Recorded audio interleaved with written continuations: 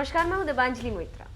पश्चिम बंगाल में पहले चरण का मतदान 27 मार्च को होने वाला है। उससे पहले बंगाल में वोटरों को लुभाने के लिए बीजेपी टीएमसी ने एड़ी चोटी का जोर लगा दिया और ज्यादा से ज्यादा सीटें जीते, इसके लिए अपने विरोधी पर जमकर हमला बोल रहे हैं। इसी कड़ी में चुनाव की घोषणा के बाद पीएम मोदी पहली बार बंगाल की धरती पर पहुंचे और बंगाल की जनता को संदेश दिया और चुन चुन कर हमला बोला।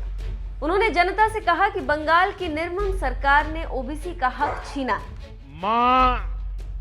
माटी मानुष की बात करने वाली दीदी को अगर दलितों, पिछड़ों, आदिवासियों, वनवासियों के प्रति ममता होती तो वो ऐसा कभी नहीं करती। यहां तो दीदी की निर्मम सरकार ने माओवादियों की एक नई नस्ल बना दी है, जो टीएमसी के माध्यम से गरीबों का पैसा लूटती है।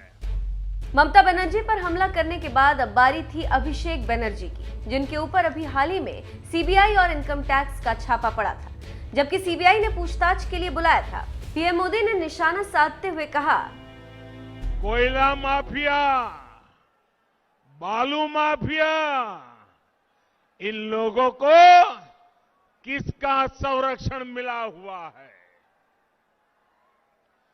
अपने राजनीतिक लाभ के लिए दीदी की सरकार माओवादी हिंसा को भी बढ़ावा देती है। ममता बनर्जी और अभिषेक बनर्जी को लपेटने के बाद पीएम मोदी ने ममता बनर्जी को विकास के रास्ते में घेरा और टीएमसी के खेला हौबे के नारे पर बीजेपी का विकास हौबे का नारा दिया।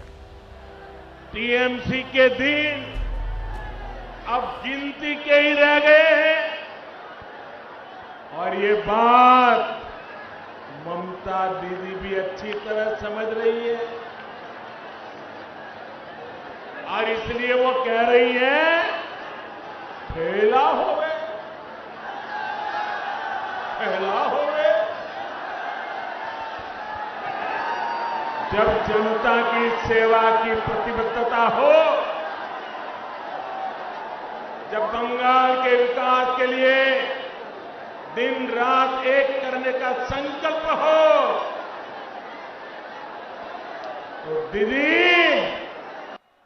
खेला नहीं खेला जाता, दीदी खेला नहीं खेला जाता। और इसलिए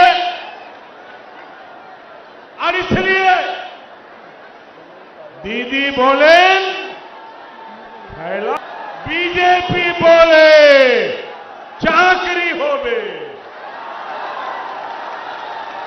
दीदी बोले खेला होवे, बीजेपी बोले विकास होवे।